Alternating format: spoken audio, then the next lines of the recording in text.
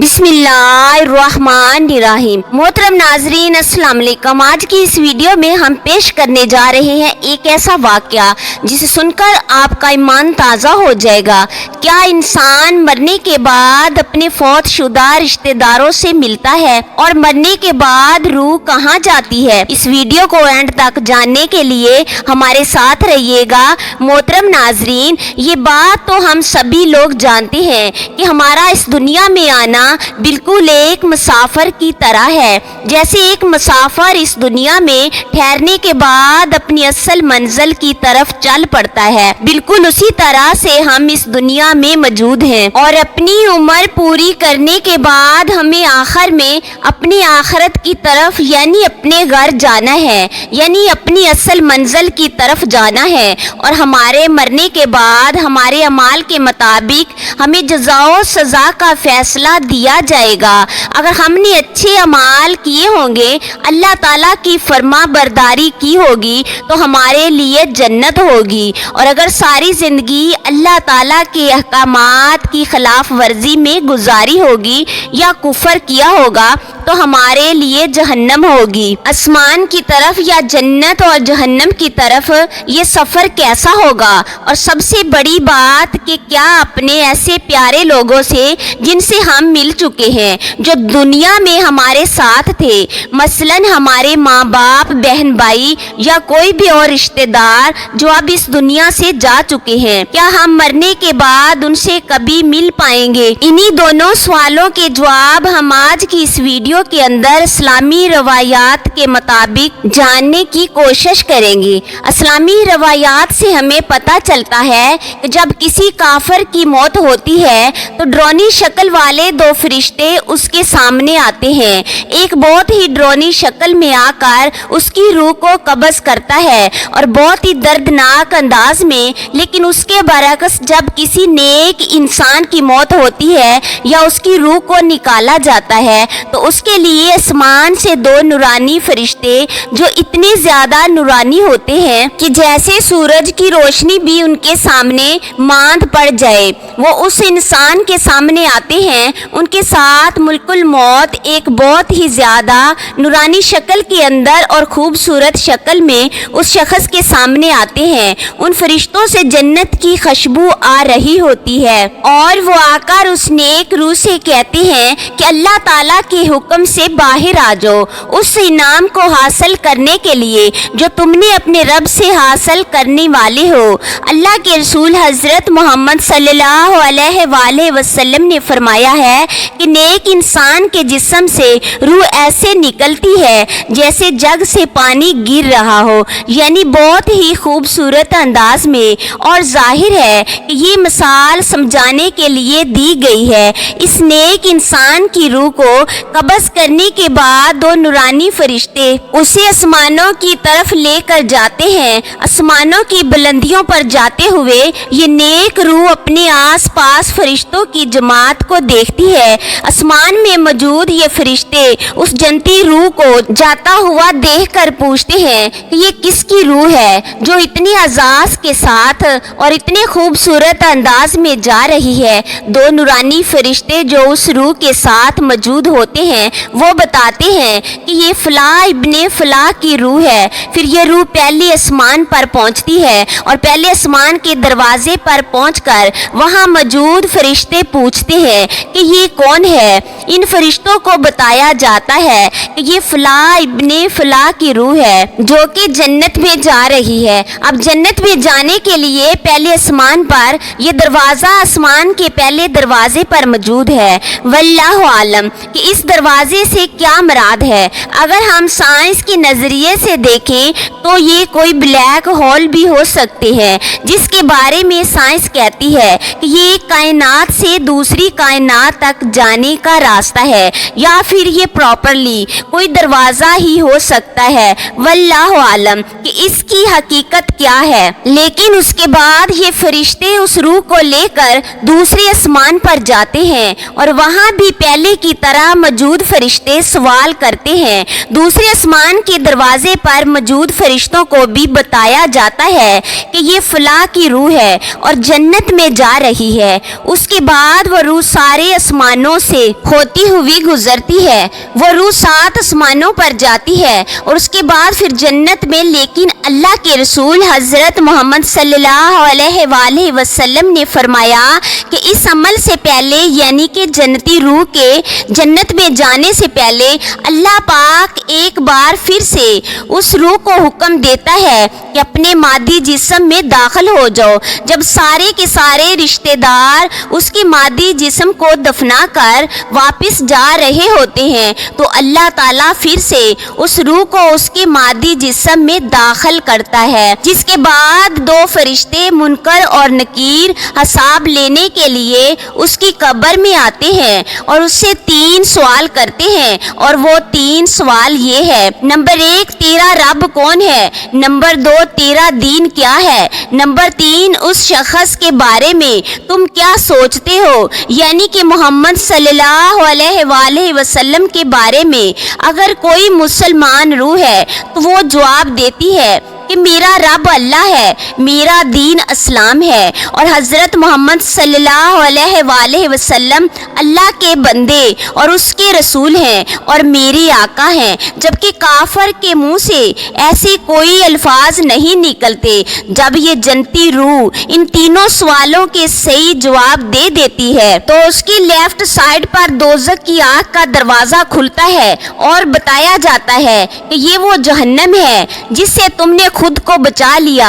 अल्लाह के हुक्म पर अमल करने के बाद तुमने इससे निजात हासिल कर ली। और उसके बाद उसके राइट साइड का एक दरवाज़ा खुलता है जो कि जन्नत का दरवाज़ा होता है और उसे बताया जाता है कि ये वो मकाम है जो तुमने अल्लाह ताला की रज़ा के अंदर खुद को राज़ी करके और दुनिया के अंदर उसके अहकामात के मुताबिक ज़िंदगी गुजार कर उसे हासिल कर लिया है। ये आखिरत के अंदर तुम्हारा मुकाम है, यानी कि उसे अपना मुकाम पहले ही दिखाया जाता है कि वो जन्नत में जाने वाला है या दोज़ख में। इसके बाद ये रूह 7 आसमानों की तरफ सफ़र करती है और कहा जाता है कि 7 आसमानों पर एक ऐसी जगह मौजूद है जो कि जन्नत और जहन्नम के दरमियान में मौजूद है। ये रूहें वहाँ पर इंतज़ार करती है जब तक कि क़यामत का वक़्त आए और इनको उनके अमाल के मुताबिक फैसला सुनाया जाए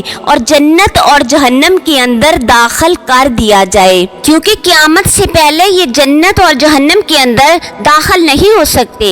वो सब के सब वहाँ पर इंतज़ार कर रहे हैं। लेकिन सबसे अहम सवाल जो यकीनन एक ना एक बार आपके जहन में ज़रूर आया होगा और आप उसका जवाब जानने के लिए ज़रूर बेचैन हुए होंगे, ख़ास तौर पर उस वक़्त जब आपने किसी अपने बहुत ही प्यारे को खो दिया हो, कि क्या मरने के बाद जो लोग इस दुनिया में अपनी सारी जिंदगी गुजार कर इस दुनिया से जा चुके हैं, क्या आप कभी मरने के बाद उनसे कभी मिल पाएंगे? मिसाल के तौर पर आपके माँ बाप, क्योंकि सबसे ज्यादा बेचैनी उन्हीं से मिलने के लिए होती है। उसके अलावा आपके रिश्तेदार, आपके बीवी बच्चे या कोई भी और करीबी रिश्तेदार। अगर मैं तमाम इस्लामी रवायात को मद्देनजर रखते हुए आपको एक लाइन में जवाब दूं तो अब इसका जवाब है हाँ, आप जरूर मिल सकेंगे। ना सिर्फ मिल सकेंगे बल्कि वो लोग आपका इंतजार करते हैं। बिल्कुल ऐसे ही जब आपका कोई करीबी रिश्तेदार मुल्क से बाहर मौजूद होता है और आप कई सालों के बाद उसे देखने के मुंतजिर हैं, इसी तरह से आपके रिश्तेदार भी आपके इंतजार में रहते हैं और आप मरने के बाद उनसे मिल सकेंगे। लेकिन सिर्फ एक शर्त है, वो ये कि जिस शख्स से आप मिलना चाहते हैं वो जन्नत में मौजूद हो और आप भी अपने अमाल के मुताबिक जन्नत में ही जाएं। यानी कि अगर कोई आपका रिश्तेदार जहन्नम में मौजूद है खुदा न ख्वास्ता और आप जन्नत में चले जाते हैं तो आप उसे कभी नहीं देख पाएंगे, ना ही उसकी सिफारिश कर पाएंगे और ना ही उसे कभी जहन्नम जहन्नम की निजात हासिल करवाने के लिए कुछ कर सकेंगे। और सेम यही केस यानी कि यही तरीका जहन्नम के साथ है कि खुदा न ख्वास्ता आपको भी अगर जहन्नम में जाना पड़ा और आपका रिश्तेदार भी जहन्नम में मौजूद हुआ तो ये लोग आपस में जहन्नम में मिल सकेंगे। हजरत आयशा रजी अल्लाह तआला अन्हा से पूछा गया कि हुजूर पाक सल्लल्लाहु अलैहि वसल्लम के आखिरी अल्फाज क्या थे। उम्मुल मोमिनीन हजरत आयशा रजी अल्लाह तआला अन्हा ने फरमाया कि आप सल्लल्लाहु अलैहि वसल्लम के आखिरी अल्फाज सूरह मुरसलात के थे।